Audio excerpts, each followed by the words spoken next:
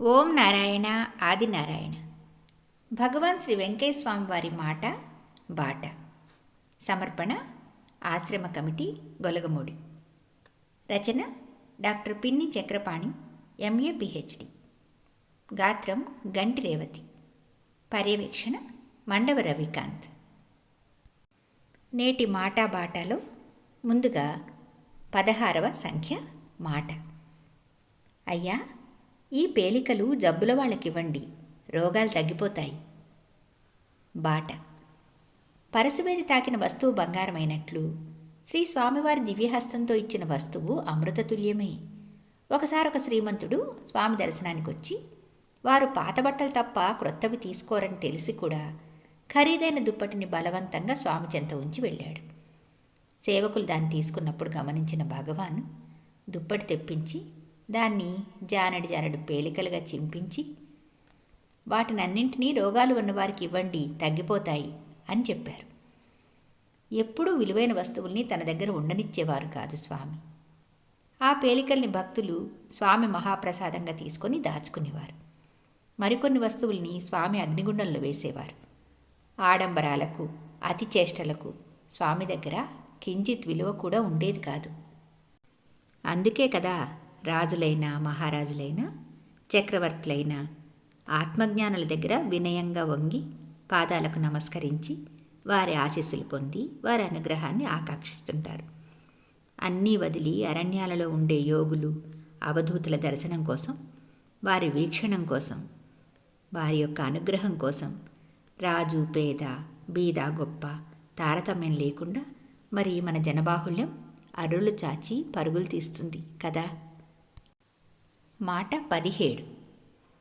అర్ధరాత్రి వేళ ఏ దేవస్థానంలోనైనా రోజుకు 3 ప్రదక్షిణలు చొప్పున 3 రోజులు చేస్తే మగ సంతానం కలుగుద్దయ్యో. బాట. శ్రీ స్వామివారి మాటల మీద నమ్మకం ఉంచి వారు చెప్పినట్లు చేస్తే తప్పక ఫలితం ఉంటుందనేది భక్తుల ప్రగాఢ విశ్వాసం. ఆయన్ని పరీక్షించాలని ప్రయత్నిస్తే మాత్రం ఫలితాలు తారుమారవుతాయి. ఒక భక్తునికి 3 కాన్పుల్లో 3 ఆడపిల్లలు పుట్టారు. ఆ భార్యాభర్తలు స్వామి దగ్గరకు వచ్చి తమకు పుత్ర సంతానం ప్రసాదించమని వేడుకున్నారు. అప్పుడు భగవాన్ పై విధంగా సెలవిచ్చారు వాళ్ళకి. ఆ దంపతులు కొన్ని కారణాల వల్ల స్వామి చెప్పిన పద్ధతులు పాటించలేదు. మళ్ళీ ఆడపిల్లే పుట్టింది వారికి. ఆచరించిన వారికి మాత్రం సత్ఫలితాలు వచ్చాయి. ముందు మన మీద మనం నమ్మకం ఏర్పరచుకున్నప్పుడే ఎదుటివారు చెప్పే మాటలకు విలువ ఇవ్వగలుగుతాం. ఆ విధంగా నడుచుకుంటే దైవ దీవెనలు పొందగలుగుతాం కూడా. మహాత్ముల ప్రవచనాలు పాటిస్తే సొమ్ము, లేకుంటే దుమ్ము. మరి కరుణతో మనల్ని అనుగ్రహించి మన మధ్య వెలిసిన అవతారమూర్తి మన వెంకయ్యస్వామి.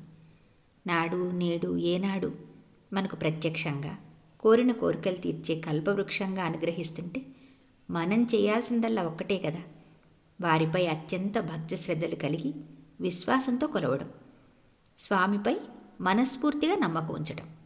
అప్పుడే మనం ఏమనుకున్నా, ఏం సంకల్పించుకున్నా ఆ భగవంతుని ఆశీర్వాదం మన పైన పూర్తిగా ఉంటుందని చెప్పేసి ఈ స్వామి వాక్యం మనకు తెలుపుతుంది. మాట 18. అయ్యా, చీపురు పుల్లతో వాయించే నాదము పార్వతీదేవి, ఈతచుబతో వాయించే నాదము ఈశ్వరుడు. బాట. స్వామి, తమరు చీపురు పుల్లతో 3 సార్లు ఒక నాదంతో, ఈతచుబతో ఇంకొక నాదం చేస్తారు కదా. ఈ రెండింటి రాగాలాపనల యొక్క తారతమ్యము, ఆంతర్యము అంతుపట్టడం లేదు. సెలవిస్తే తెలుసుకోవాలనుంది అని సేవకుడు శ్రీ చలమయ్య నాయుడు అడిగిన ప్రశ్నకు స్వామి పై విధంగా చెప్పి సందేహ నివృత్తి చేశారు. శివశక్తుల అభేదాన్ని తెలియజెప్తూ నాదబ్రహ్మ మన వెంకయ్య స్వామి ఈ విధంగా నాదంలో అర్ధనారీశ్వర తత్వాన్ని అవలీలగా మనకి తెలియజేశారన్నమాట. క్రమ సంఖ్య 19. మాట. అయ్యా, నీ ముందు కూర్చుండినా నీవు కనుగొనగలవా. బాట. కలిచేడు గ్రామంలో స్వామికి క్షవరం చేస్తున్న ఒక వ్యక్తి, స్వామి, దేవుడు ఎట్లా ఉంటాడు, ఎక్కడుంటాడు అని అడిగాడు ఆతృతను ఆపుకోలేక. దానికి స్వామి చిరునవ్వుతో తానే దైవమని చెప్పక పై మాటల ద్వారా సూచనప్రాయంగా తెలియజేశారు. అయ్యా, నీ ముందు కూర్చుండినా నీవు కనుగొనగలవా అని. అంటే జ్ఞానిని జ్ఞాని మాత్రమే గుర్తించగలడన్నట్లుగా దైవదృష్టి కలవారు, సజ్జనులు, సహృదయులు మాత్రమే ఎదుటివారిలోని దైవాన్ని చూడగలరు అనేది భక్తులు గమనించి భూతదయ, సాటివారి పట్ల కారుణ్యత ఏర్పరచుకోవాలని భగవాన్ సందేశం. ప్రతి మనిషిలోనూ దేవుడున్నాడని మనందరం కూడా పైమాటగా అంటుంటాం. కానీ నిజంగా దైవం పట్ల సంపూర్ణ భక్తి, ప్రేమ కలిగి అన్ని జీవుల్లో దైవాన్ని చూడగలగడం అంటే ఆ గుణం నిజంగా ఏ కొద్దిమంది పుణ్యాత్ములకో మాత్రమే ఉంటుంది. సర్వవ్యాపి భగవానుణ్ణి సర్వజీవులయందు గుర్తించలేని మనం నిజంగా ఆ దేవుడు కరుణించి ఏదో ఒక రూపంతో మన ముందుకొచ్చినా మనం గుర్తించలేం. ఎందుకంటే మనం ఆ దైవానికి ఒక రూపం కల్పించుకొని ఆ రూపంలోనే ఆయనని ఉపాసిస్తుంటాం కనుక.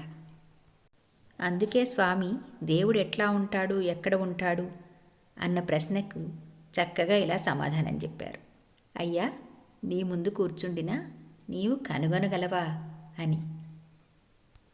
అందుకని మనం పైమాటగా కాకుండా సర్వజీవుల యందు దేవుణ్ణి చూసే ప్రయత్నాన్ని చేద్దాం. మిగతా మాటలను, స్వామి బాటలను మనం వచ్చే భాగంలో చెప్పుకుందాం.